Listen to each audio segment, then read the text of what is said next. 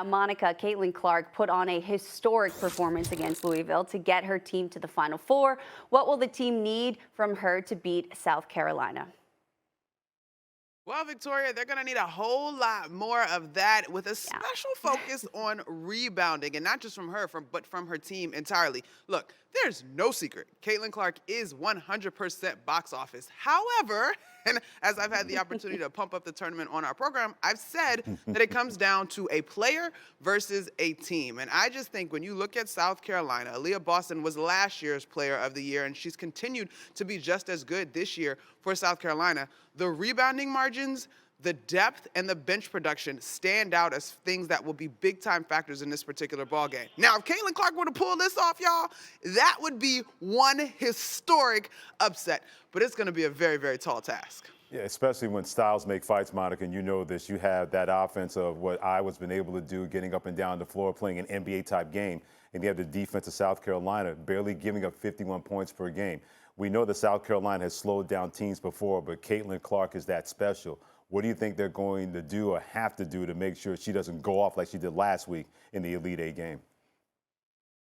Well, Freddie, Dawn said to us they know that Caitlin is going to eat. That's no secret. But she said we don't want to give her the appetizer and the entree, which I thought was a perfect analogy.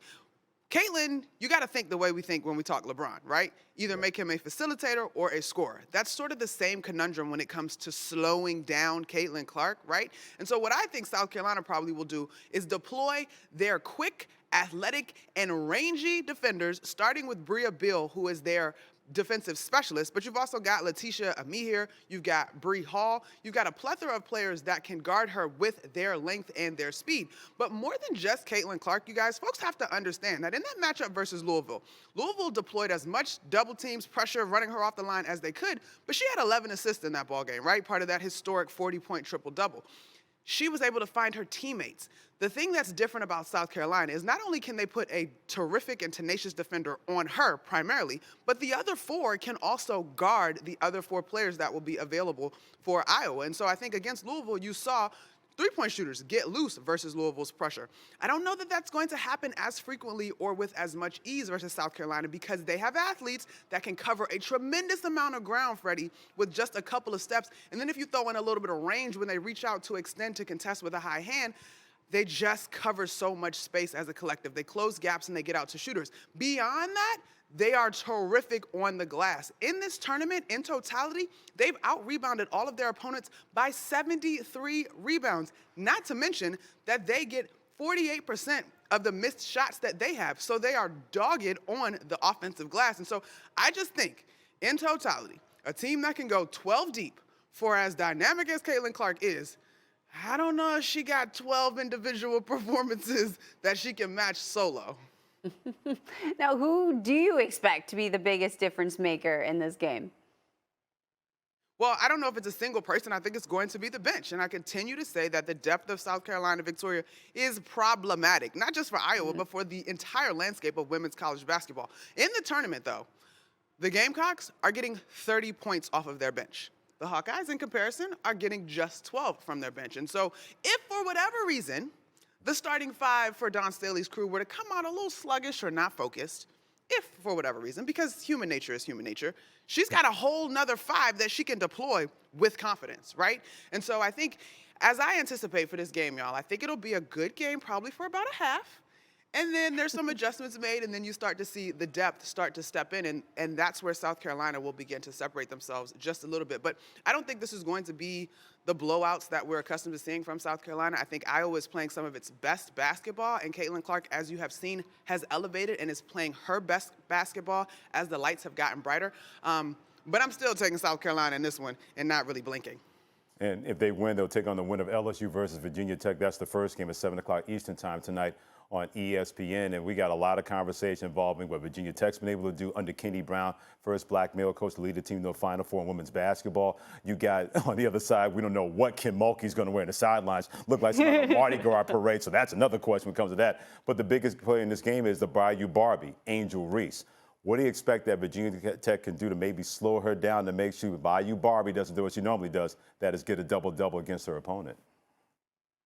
All right, Freddie. So there's a lot to unpack in that second game. I do think that's going to be the better game tonight. But let me just say this. Kenny Brooks getting to this moment, it has been a long time coming. And this is kind of cool for me because Kenny Brooks actually recruited me out of high school when he was still back at JMU. So it's been really cool to see him go and bring this Hokies program to a Final Four for the first time in school history, right? On the other side, you've got Kim Mulkey, who we heard in the clip leading into this segment, went to LSU to bring them a national championship. And she pointed out yesterday with us, this is just her second year, and she's taken the team to the Final Four. The only person that has done that, other than her, is our very own Carolyn Peck, who did it back in the day. But Carolyn didn't have to navigate the transfer portal in the way that Kim Mulkey has. Like, Kim has 9 transfers on this squad. And so when I think of this matchup, yes, Angel Reese is going to be the headliner. Angel is relentless on the glass. She's quick off the bounce, whether it's her missed shot or one of her teammates' missed shot. She is hunting that basketball and looking for a second chance opportunity. But as important as her statistics are, she's also the vocal leader for this squad. And she told us that this team's X factor is going to be if they can find a way to shoot the basketball with better efficiency. That, quite frankly, has been something that LSU has struggled with over the course of this tournament, and that is no secret amongst them, right? And so if they can shoot the basketball at a higher clip, then they're putting together some of their best basketball on both sides of the floor. As interesting as Angel Reese is, one of the marquee matchups in this game will be with Virginia Tech's Liz Kitley, who is a 2-time ACC Player of the Year, another walking double-double, but their games are very different.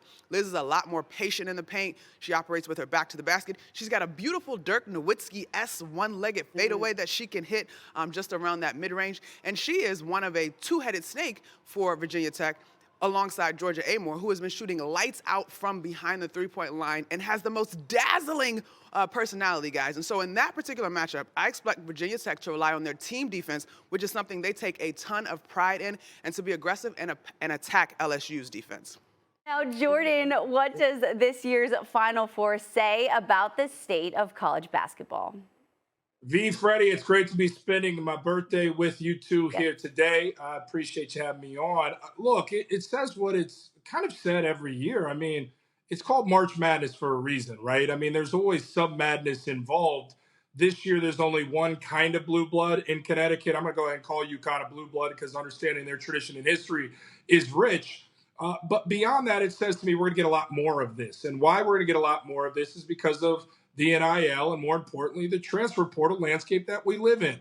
Understanding the tournament generates madness in moments like this, but you're seeing now boosters, donors, fans of different programs, Freddie, that are saying, hey, look, I want a seat at the table. I want my program to be very good. I'm going to give the money necessary to give us a seat at the table. And that's everywhere. But beyond that, it's how these recruiters, how these coaches take talent in the transfer portal and make them fit their culture. Miami's a prime example of a group that's been able to do that with Nigel Pack and Norchad Omier, and that's why they're in the Final Four. Yeah, they turned Miami from a football school into a basketball school. Did I say that out loud? I mean, maybe not say that again. But what does that team, as tough as they are, and you're right about Pack and Wong, and Jordan Miller was terrific, going undefeated from the field last week in the Final Four, getting to the Final Four for Miami. What do they have to do to make sure UConn, who's been the best team in the tournament, does not get the money to play for a championship?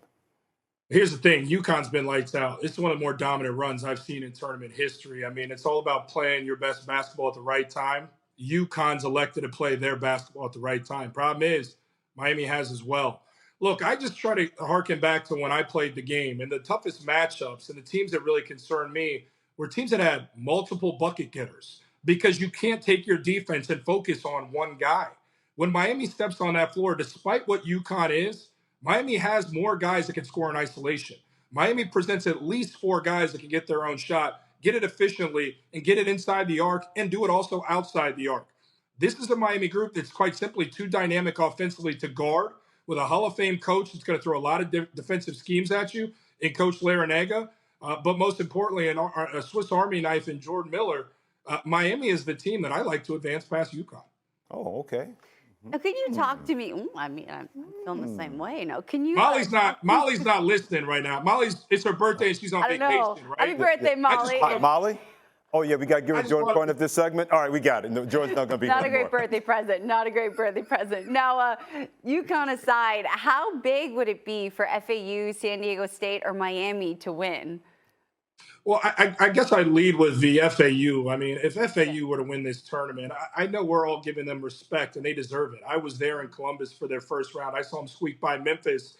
But what I saw in an FAU team representing Conference USA was quite simply a team that can beat anybody in the country with how balanced and how efficient they are. This is a group that's very scrappy on the backboard, rebounding. They go 9 deep. They have a lot of different weapons. And it's all about in a tournament, your personnel elevating. And it's been a different guy at moments. It's been Davis. It's been Greenlee. You can go down the list with this group. It's been Golden as well.